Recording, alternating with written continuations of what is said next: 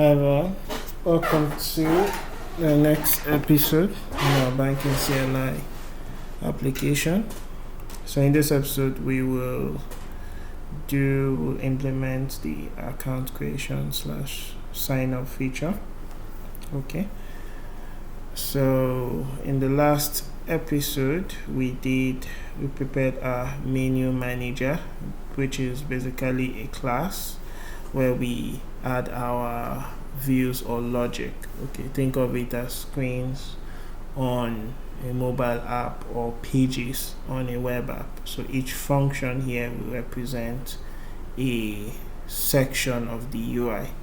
Okay, so the start would be the entry point to application. So when we run it, we just call start, which will call this function, which will show like the intro screen to the application, and then depending on the choices the user specify, we would navigate to various sections of our application. Okay, so in this episode we'll be implementing our sign up feature. So everything we've been doing so far has just been setting up the foundation, making sure things are ready. This is usually how you build your production app. You set up your database, you set up your models, your repositories, your services, your domain, classes and objects, types, basically things, the foundation or building blocks of your application. You start setting them up. Okay, and then once those setup are done, you can then start putting them together to create actual functionalities or actual features. Okay, all right, so let's get started. So we'll start with sign up. So sign up, this is where a user gets to create an account in our application, right? Okay, so let's see. We'll write up all the steps and then we'll implement them, okay, in that order. So the first thing we'll need to do is we need to render our form. So let's collect registration data. So that will be the first thing. Second thing, we need to maybe handle some validation, okay, with that data. Okay, so validation. Okay, so validate registration data, making sure everything is correct before we proceed. Then we'll need to create our account record for the prospective user. So we need to create that for the prospective user. Once we've created that, then yeah, that's basically that, and would notify the user, notify the user of what do we call it, of success or failure, okay, of the registration. Yeah, so before creating this, we need to also check, we need to generate account number. We need to generate the account number, okay, and check against the database to avoid duplicates. Okay, so once that's done, then we can proceed with this and then this, right? So let's start with this. So to collect registration data, we can use our form helper function, our render form helper function, to help us with registration data without having to manually do read and then validate, read, validate. We already have our CLI helper dot render form function to help us with handling forms. So what we need to do, we can see form config is equals to create an array for that, and then we'll pass our fields. So we need, so what data do we need what data do we need from the user?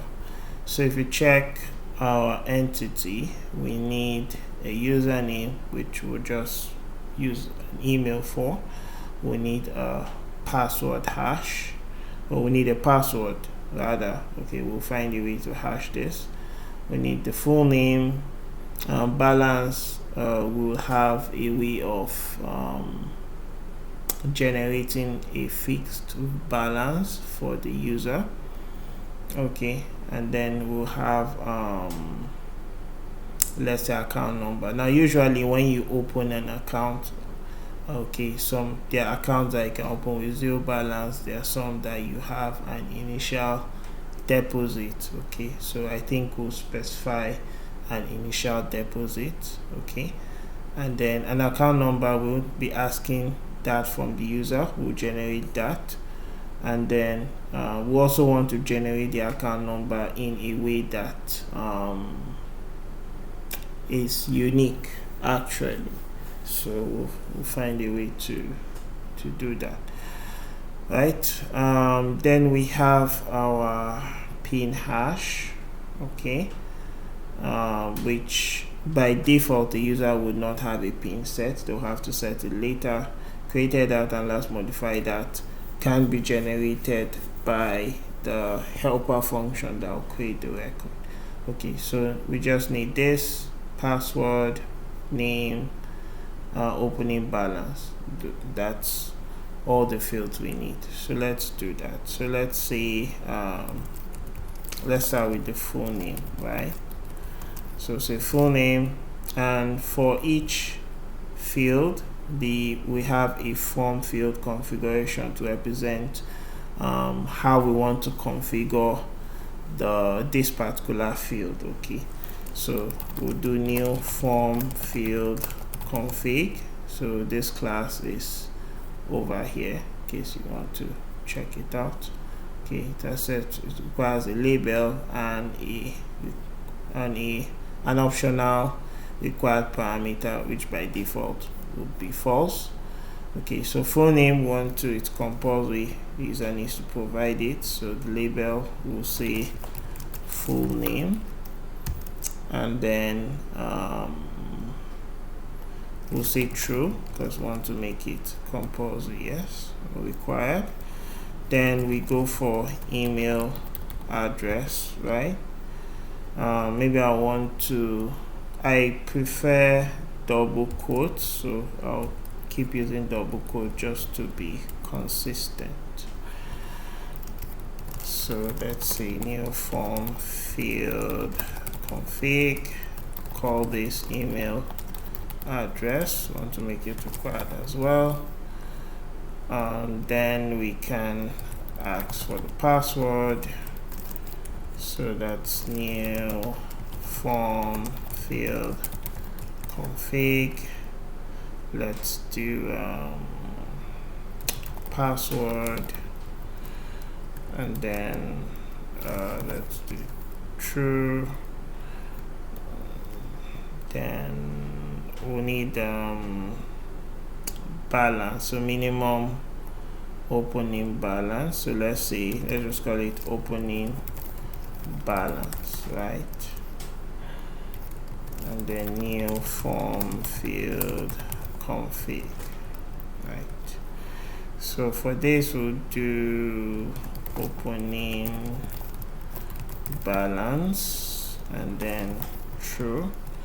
We could say false, so if maybe you want to open with no balance, we could do that. But for now let's just ensure that everyone must open with a balance, right? Okay, so these are form config. These are fields we need. All fields are required. So with that we can get the data by rendering the form. So we can see CLI helper render form, I believe, and we pass the form config object, right? So let's just ensure that this is actually working. So let's do form data, right? So let's clear screen, PHP main.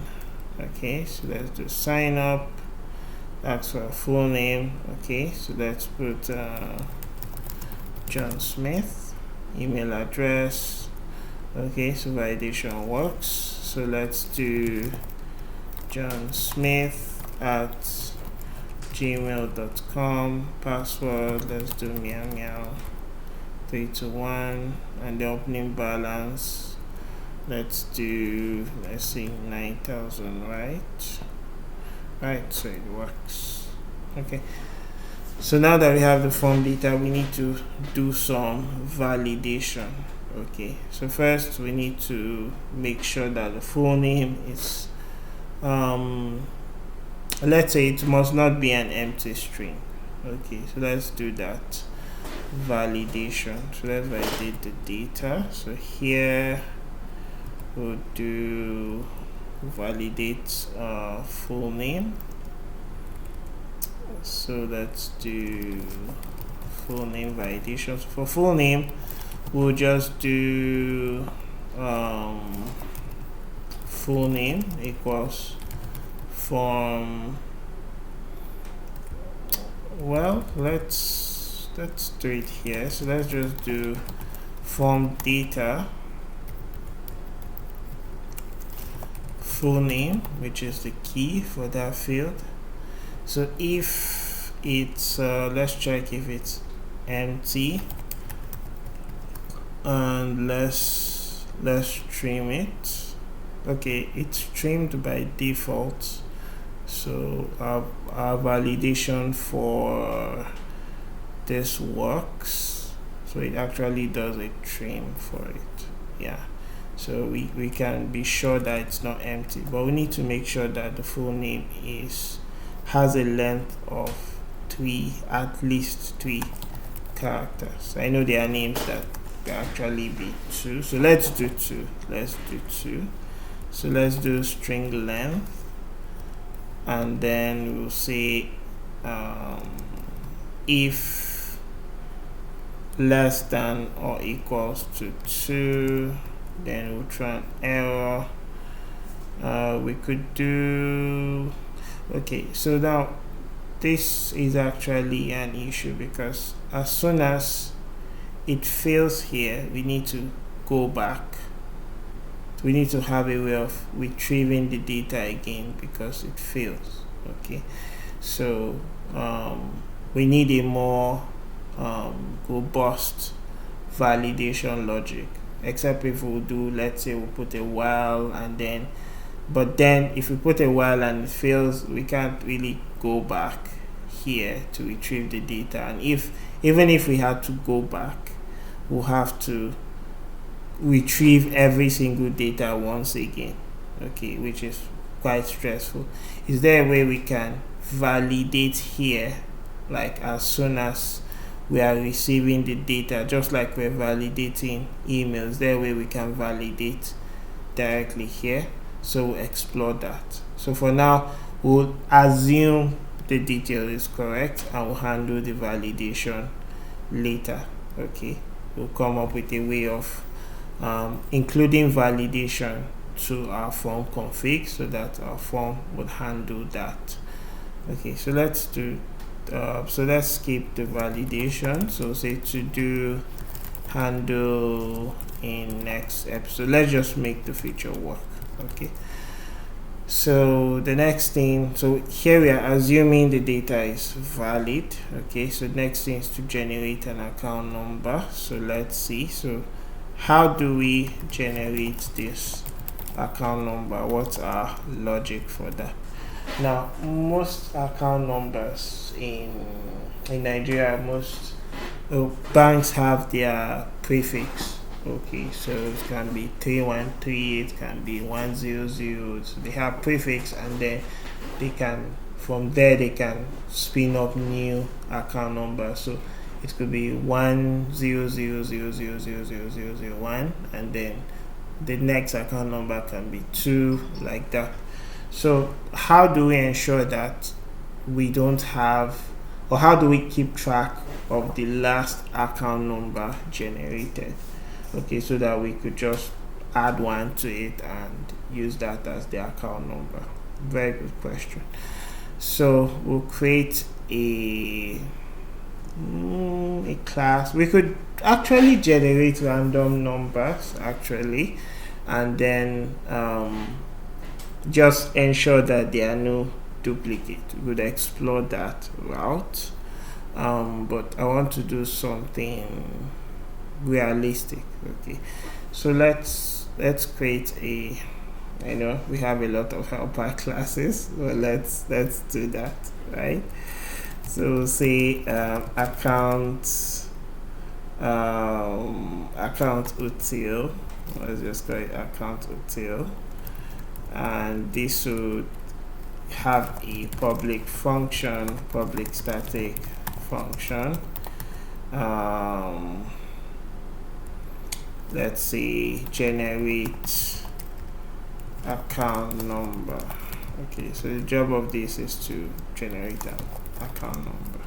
Yeah, right, and it's going to return a string, it's not going to return null. Right, so what's the logic? So we want to be able to read from somewhere the last account number generated, and then we would add one to it, and then store that account number, store the last account number back, then return that value. Okay, so want to generate, we want to retrieve last account number generated, then would want to increment by 1, then want to store the new account number, and then want to return new account number. So that's basically what we're going to do. Okay, so let's do, how do we retrieve? So we can do let's see, file contents equals file get contents. So we're going to assume there is a file here, but then what if there is no file? Okay, very good question. Okay, so let's say in this directory, and that's where this file is. Okay, let's do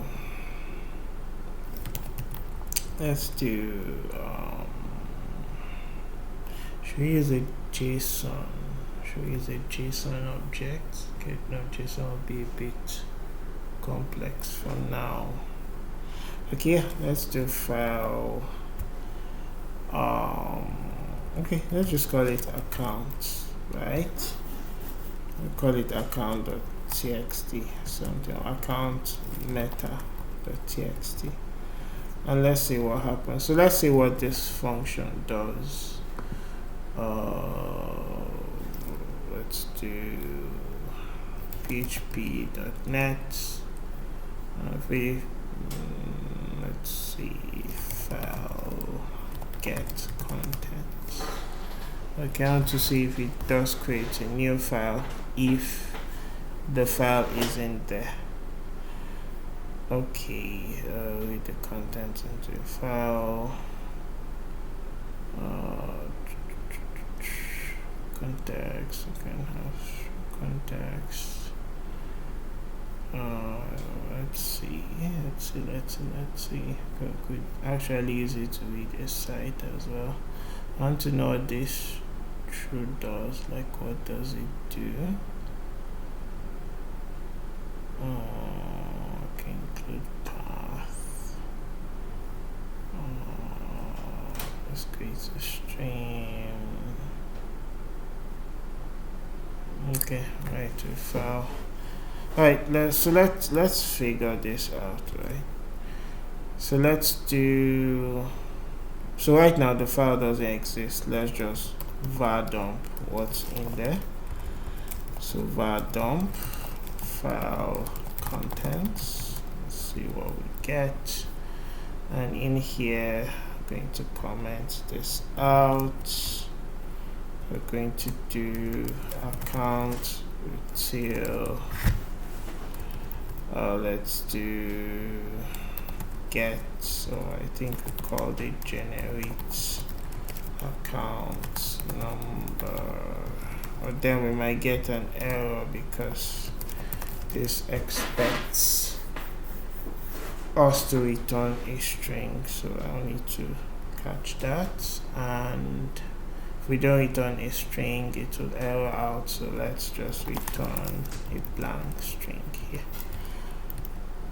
Alright, so that's one. Let's clear this. Okay, 374. What is that? 374. Okay, yeah, this. That's fine. I'll come back to it later. Alright, so no such file. So this returns, this gives us a warning. We need a way where we can read, we need a way to check if the file exists before we read it. Is there something like that in Beautiful? File exists just when we need it. Great. So let's do that check. Right, so before we read, so this name of file, I don't want it to be repeated, so we could actually create a const here and call it let's just call it file name, and then we would add that meta here, and we could always just refer to it here, file name. I think we have to say self, yeah, for that to work. Right, okay, so first we want to make sure the file exists before we actually read. So let's do if file, I believe it's file exists. Okay, so self file name. So let's do if it doesn't exist first, then we create the file. Okay, so we create the file, so we do file put contents. Let's see what that function does. Alright, so it allows us to specify the file name and the data in there. So let's create another constant for default account number. To default account number, which will be the very first account number we're going to have. So we're going to name it, let's have this prefix, let's do 212, and then I want to make it 10 digits, so we'll do, okay, this is my eyes or something. So first account number will start with 1, so let's use that. So if it doesn't exist, we are going to put this account number in this file. So we'll do self file name, right, followed by the content, which will just be default account number, and then we save. Okay, and once that's done, then we retrieve the contents and do a var dump, right? So let's see what happens when we do this. Beautiful. So we're able to get the value. So we've gotten that value, right? So the next thing would be to increment it by 1.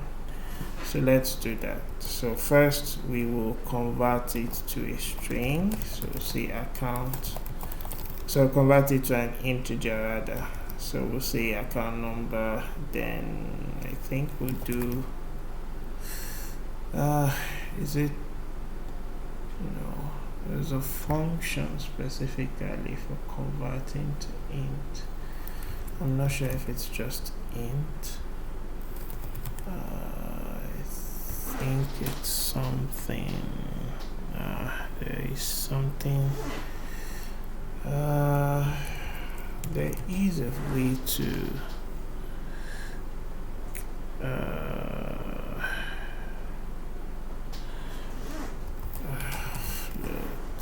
float file.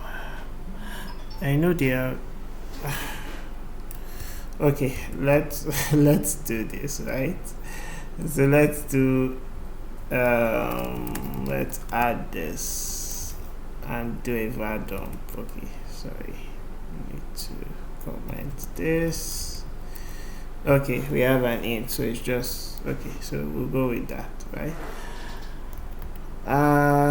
Yeah, so let's convert to an int. We'll do file contents, which will give us the integer value of this, and then we do this. We could do this plus equals and then account. Okay, so plus equals 1.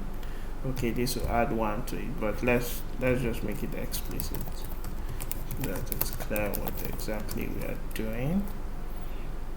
So we've gotten the new account number at this point. Let's just var dump it to make sure we are doing the right thing. So beautiful. Okay, so once we've done that, the next thing would be to store that new account number. So let's steal this. Thank you very much. And we want to we don't want to store the integer value, we want to store the string value. I think we just need to do this, and then we pass that account number and we should be good. And then once we have that, we can return that value back and even check the file to make sure that that value is there. Okay, so let's do that. Let's call. Okay, we have that. Let's run it again. Now we have 3. Let's go it again. We have 4. We have 5. Beautiful. And let's confirm the contents of the file. Good. All right, so let's remove the file. Great. Okay, so our countUtil function is working fine, so let's use it. So we use that to generate our account number, so which is here. Do that account util generates account number. Okay, so once we have that, we need to do a check in the database to make sure there is no account number with that there's no account with that account number. So let's do existing, we could just call it account equals to account entity find one by account number. I think we have such a function which will check, and if this has a value, so if this is not null, then there's a problem. Let's throw an error to the user and maybe we could call the render form again or something, or we could say account number exists. If this is your account, kindly log in or something like that. Yeah. So let's do right line. Normally this isn't the fault of the user, actually it's the fault of the system. It should ensure duplicate. So ideally you'd want to generate another account number, not throw an error to the user. You want to keep generating a new account number to ensure that it's valid. So yeah, let's do that. We shouldn't blame the user for that. So what we can do is we'll create a variable, right? We'll set it to null, right? And okay, no, we'll do this, okay, and we'll have a while loop. Okay, it's going to be an eternal one. Okay, and in that while loop we'll check to see if there's a duplicate. If there is, then if there isn't, so if it's null, then we break out of the loop. But if there isn't, but if there is, then it will keep looping till it gets a valid account number. Yeah, so that's what will happen. All right, hopefully it doesn't get exhausted. So yeah, so what if there is a duplicate? We need to still generate it before coming back to the loop, so we need to do that. So we'll just basically run the same statement again, which will be generate account number, and then the cycle repeats itself. Yeah, so we're through with that. So once the next thing will be to create an account record. Oh yeah, we need to also hash password. Forgot that. So let's do hash password, right? So how do we do this? Maybe we might not call the account util. Maybe we'll call it utils or something. I don't know. Maybe we'll call it nice utils or string utils or something. Let's just call it account util. So we need a way to hash the password. Okay. For now, just keep everything in the account util. Okay.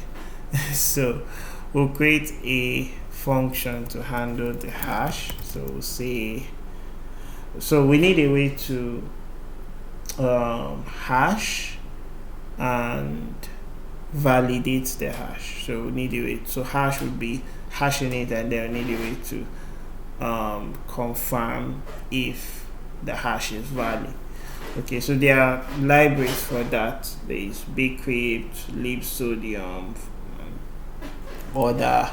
I think, yeah, Sodium is an extension that is used in PHP. Okay, maybe we could check that out in the docs. So let's do Sodium and see what does it do. Okay, so we have Sodium compare. Wow, that's a whole lot of stuff. Okay, so let's see, encode to hexadecimal, and guess I want something that's nice, that we don't have to do a lot of work to get working. That's why libraries or frameworks are good, because you don't have to worry about this stuff. They just help you handle it behind the scenes. I need Okay, so does this generate the same thing? Like if this generates a value, a hex value, how do we like compare that value, which is my major concern here.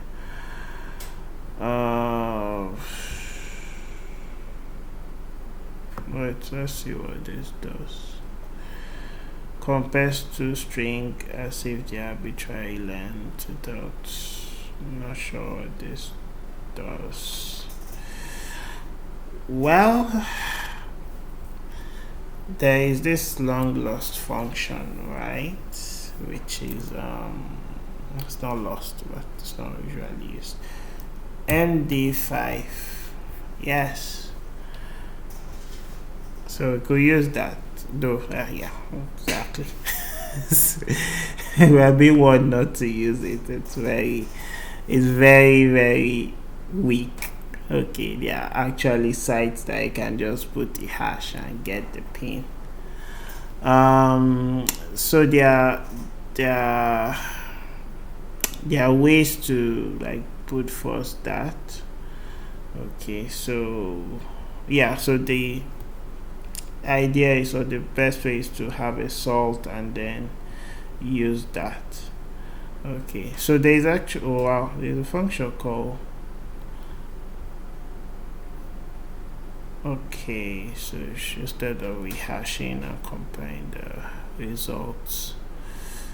Okay, that's good. So let's see what this does. I'm actually just aware of this function now, so let's see what it does. So password hash creates a password hash, and we could even pass the type of algorithm we want to use. For now we will not specify this. Okay, we'll just use the default, and then we can use this to verify if the hashed password is correct. Okay, so we get the password. So let's test that. Let's do it. Right, so let's do, I will call it password util or something. Well, since it's just simple, maybe we don't need to. I don't want we want to reuse the logic, especially for pin. We don't just want to use it for password. So let's do static function. Let's see, let's just call it hash value. Okay, we'll pass a value and then we expect the hash return. So we'll just do return password hash, which will hash the value, and that'll be all. Then we create one to verify the hash. So verify hashed value. So this will be value, this will be the value, and this will be the hash, right? And yeah, that's okay. This will return bool, so it's just true or false whether it's correct. Let's see this. Okay, we put the password, that's the whatever you think, which is the value, and then followed by the, okay. So we'll do return password verify, which will be value and hash, right? So let's just test it to make sure we are doing the right thing, right? So I'm going to start by creating a password, which I'm just going to put meow, and we're going to hash it, right? So say hashed password equals to account util hash value, which would be password. Okay, so this will have hash password, and then let's also do, let's do fake password, or let's just call it long password, right? Let's call it yeah, let's just give it premiums. Okay, and let's do two comparisons. So let's do so do the first one.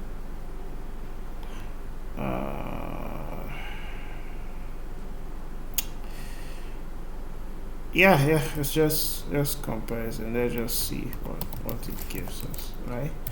So we'll do account retail hash value, verify hashed value. We'll do the first one. So let's pass the wrong password against the hash password, and we'll just duplicate this. Let's pass the right password and let's see what it gives us.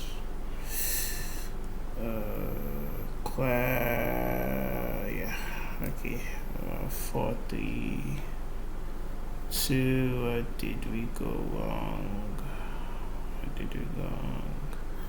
432. Okay, yeah, sorry. Yeah. Okay, expects to argument one given. Okay, I think when we are hashing, we need to provide something here, which is the algo. So okay, I believe there's a constant, right? So this just defaults to this. So yeah, let's just use password bcrypt.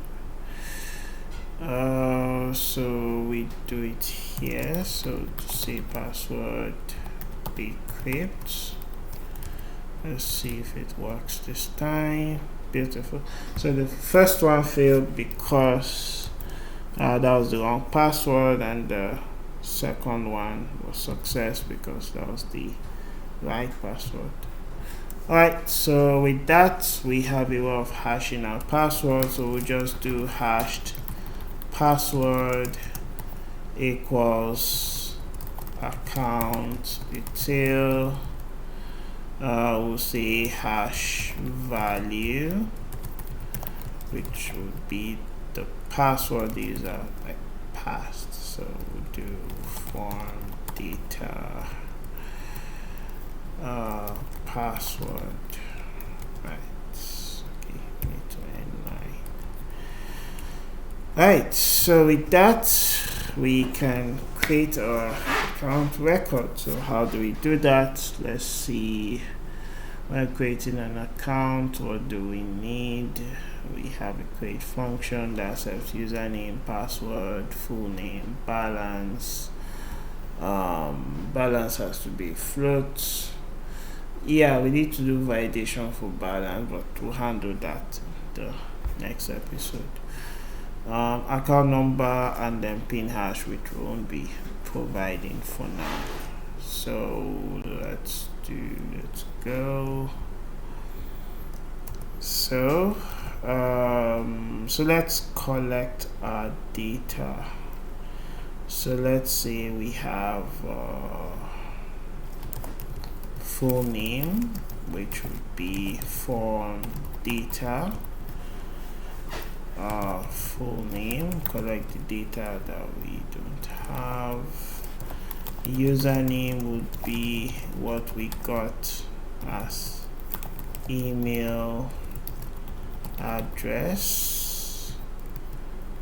Then let's do balance would be form data, opening balance, right?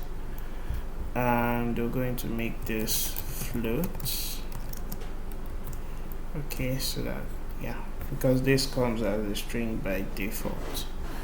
I think with that we have everything. We have our account number, we have our hashed password.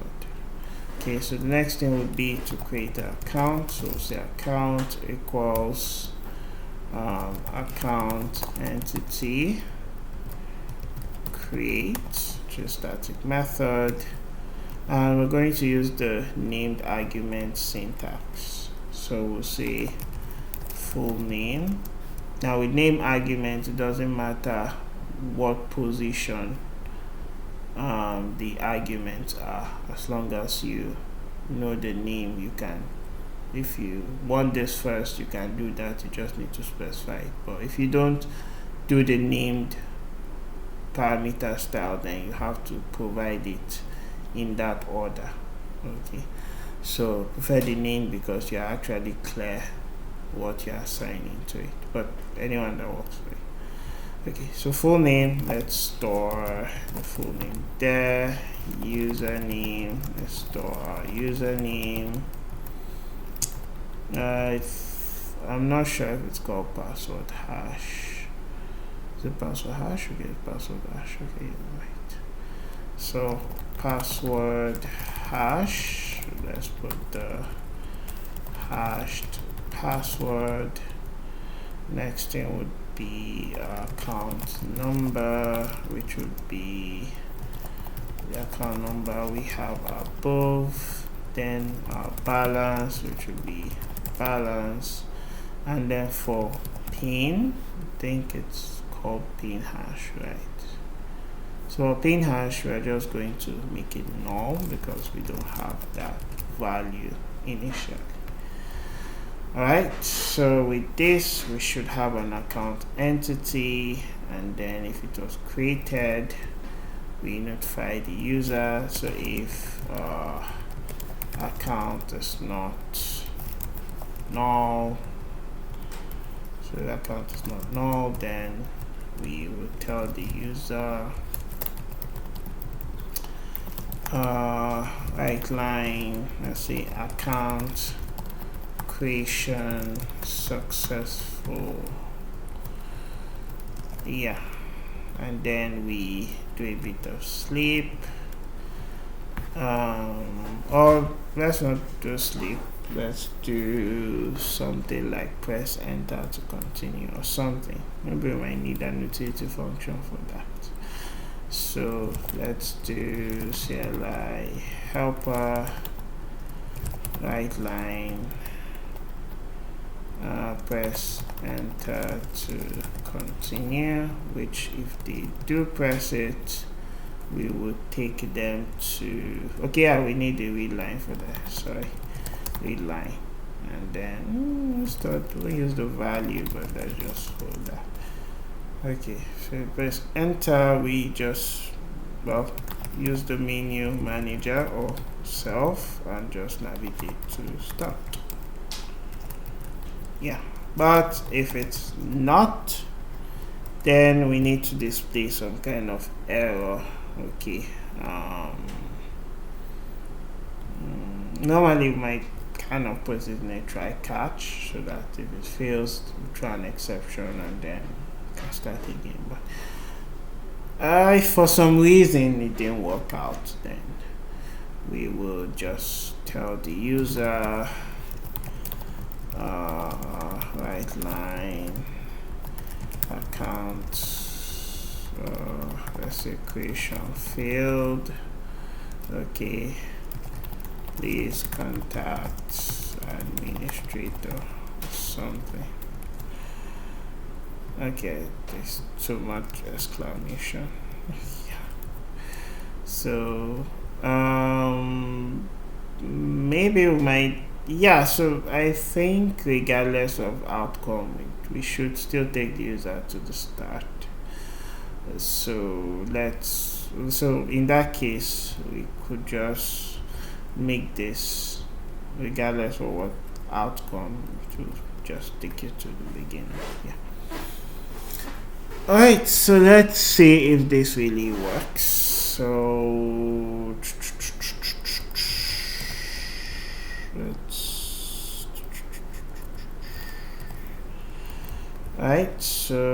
let's comment out our menu manager. I'm pretty sure there might be one or two errors. Yep.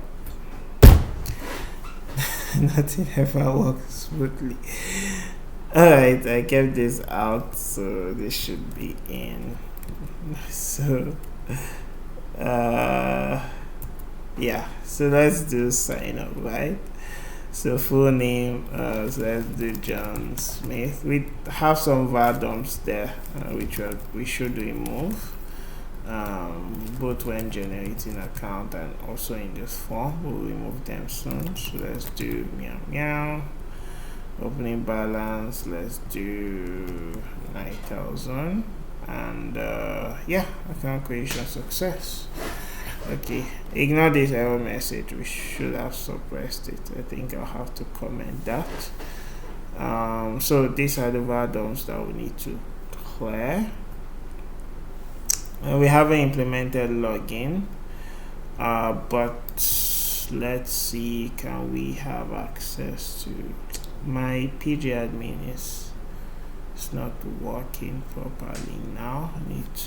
I need to restart my device for it to come up, but the account is there. Okay, we can check it.